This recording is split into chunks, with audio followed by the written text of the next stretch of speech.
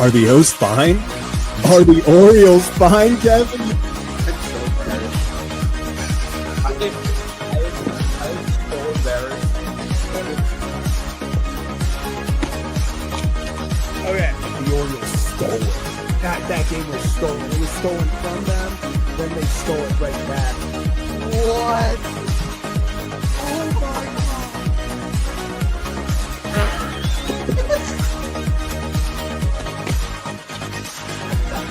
Wait, what's going on? What is happening? What is going on? Was it a diving play? He bobbled the ball. What is happening? Are they challenging it? No. Other wall. No. Kevin, I don't know what you saw, how much you saw. I've been chugging champagne. Sure, I spilled a lot, but what a game, man. He will be the legendary Birdfish. How about that? Birdfish fans, stand up. We did it. What can I say? What can I say? What can I say?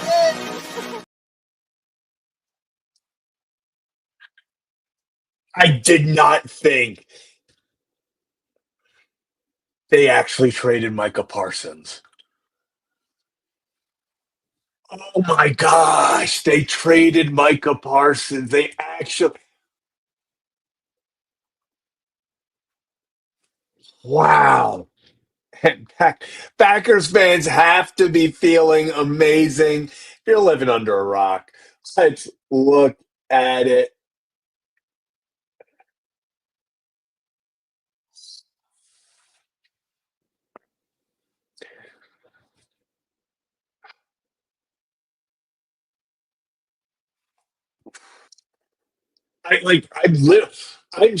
There are very few sport moments that like leave you speechless after it. And funny enough, the two that come to mind right now in recent memory both involved Dallas sports teams. It's this and the Luka Doncic trade where you just sit there and you're like, wait, like this actually happened. The Cowboys are trading three-time All-Pro linebacker Micah Parsons to the Green Bay Packers. Parsons and the Packers already have reached an agreement on a 4-year, $188 million contract. Record-breaking contract that includes $120 million fully guaranteed at signing. Wow. So not only is he out of Dallas, the Packers give him the richest contract of any non-quarterback in NFL history. $120 million fully guaranteed at signing. Unreal. And then, we get the full details come out just a few minutes ago. Full trade per sources. Cowboys get defensive tackle Kenny Clark, which Kenny Clark is a good interior defender. He is not Micah Parsons. He's nowhere close to Micah Parsons. It's Kenny Clark, I guess, helps with an atrocious run defense in Dallas. Add him there, it helps. It helps. But the main prize, the 2 first-round picks. Kenny Clark and 2 first-round picks, and the Packers get Micah Parsons. This is crazy. NFL, you can only do 2 years. Upwards of 2 years, I think. Possibly 3. So it'll be next year and the year after. They can't trade down the line. I literally had to come live because this is one of those moments as a sport fan that you look like you remember where you were. I did not think there was any chance the Cowboys could seriously screw up so bad that Micah Parsons that Micah Parsons left. They actually had to, it was so bad. Jerry Jones, I saw someone, tweet it out. Shout out to Micah for finally, and his agents for finally standing up to Jerry Jones, who has these insane negotiation tactics and just public displays of making you the enemy and trying to turn people against you and so many things. And like, he always finds a way to like win at the end. He did it with Dak. He did it with CD. Like, it feels like he keeps getting away with it. Not this time. Unbelievable. Yeah. Took the words right out of my mouth. Like, they had to trade him. Now, let's be honest. That's an unreal deal. 4 years, 188 million, 120 million guaranteed.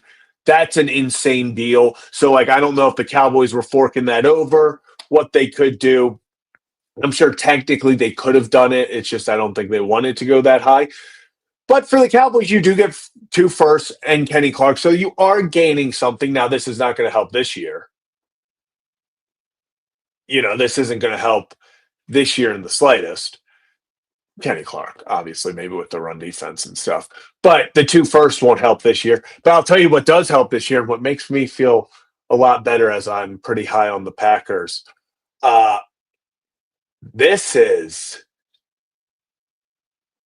a massive win for the Packers just added one of, if not the most dynamic pass rushers in the game. He's up there with TJ Watt, with all of them. Like, this is Micah Parsons.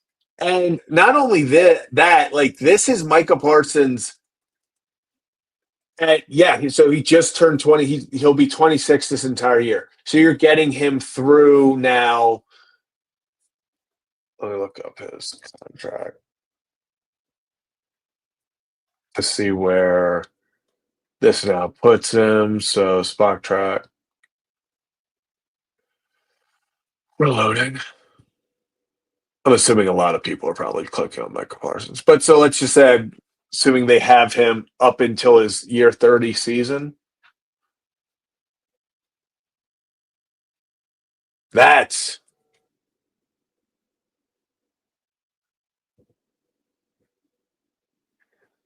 is a risk by the Packers for sure. This is a big risk by the Packers. You're giving up a lot for this guy.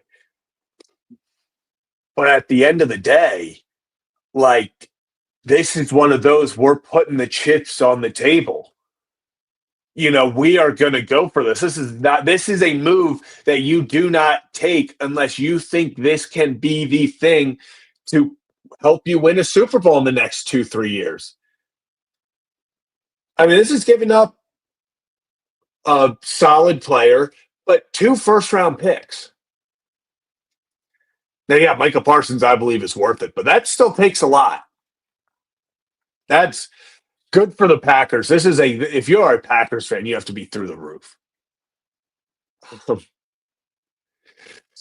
I know this was like a big thing, and actually, funny enough, Kevin Ostreicher, I don't know why I just said that. Kevin was just talking to Kevin after we got off, and he was saying that he had to go record something on the Ravens rumors with Micah Parsons, and he was going to use that as a bonus episode. And he was like, well, can't do that anymore. So kind of threw a wrench into that. But if they would have done that, they would have had to give up the same deal. So probably 2 firsts, and who's kind of on that level? 2 firsts, maybe they want like I don't even know who they would want. That would be like a Travis Jones, maybe. Yeah, probably Odafe. Yeah, it would have been Odafe.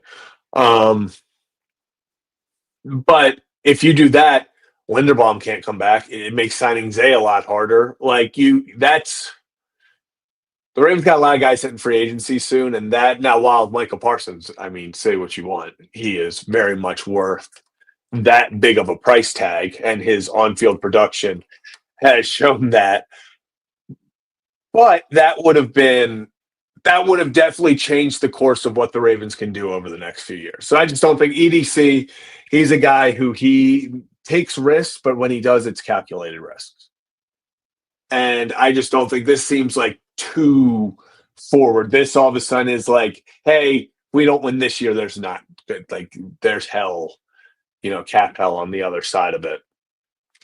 And yeah, I could never see EDC giving up 2 firsts. There's just Eric DeCott, the Baltimore Ravens has an organization love draft picks way too much to I don't think I do not know who they would like honestly give up or would have to receive to give up a first. It would have to be a guy like Micah, but no way they would ever give up 2. No way. And that's very true. So many teams are going to say about their GM, like, I don't think he would go make that pick, all this stuff, and give it to him. He went out there and did it. And that's why I said you got to tip your cap to the Packers because they're going for it. That also means that they are fully bought in on Jordan Love. I love their offense. I know everyone wants to say they have a million receivers and that all look in the same category. I think they're extremely dynamic offense. I love Josh Jacobs so much. This definitely now changes their defense.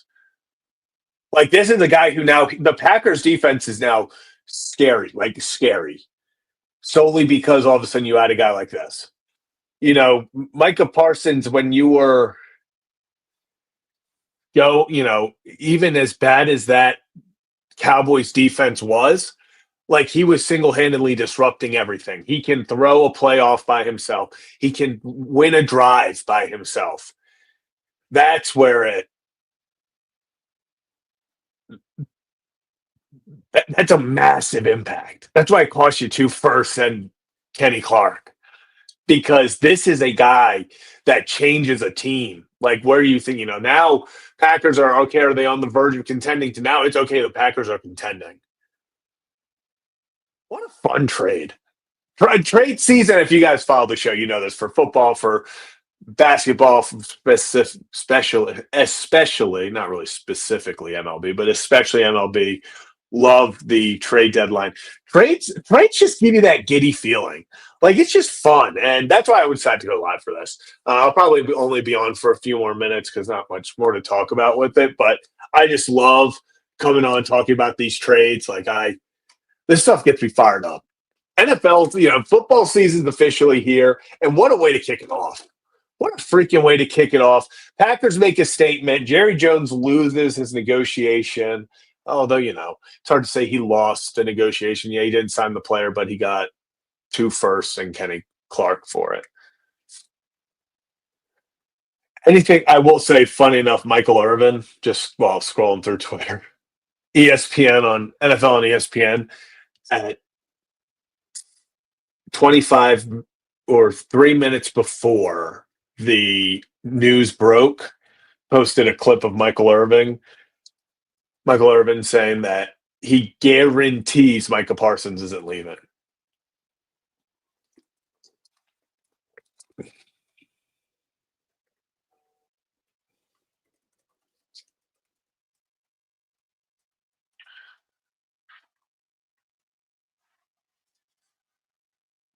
Yeah. It's a win in itself. And yeah, so many people look at stats and all. It really is so much like, when you talk about Odafe Owe, him coming out of Penn State, so many of these guys that come out, especially first round picks, you look at the raw talent and people will be like, well, he didn't have that many sacks in college. Oh, he did. He must not be good. He couldn't finish at the quarterback. Some of these guys have to grow into that, getting sacks is an art. But yeah, not bad at all for a guy who only records 6.5 sacks. Yeah, Abdul Carter is just talk about a menace. I'm excited for his career. I could see Abdul Carter having a very similar career path to Micah Parsons. And also now, if you want to talk about something, if you're in the NFC East, If you're the Eagles, if you're Washington, if you're the Giants, wow, what a win. Micah Parsons is out of your division. Every offensive lineman in the NFC East right now, I promise you, is drinking a beer. They got this and they cracked a beer. They got this news and they cracked a beer open. This is awesome.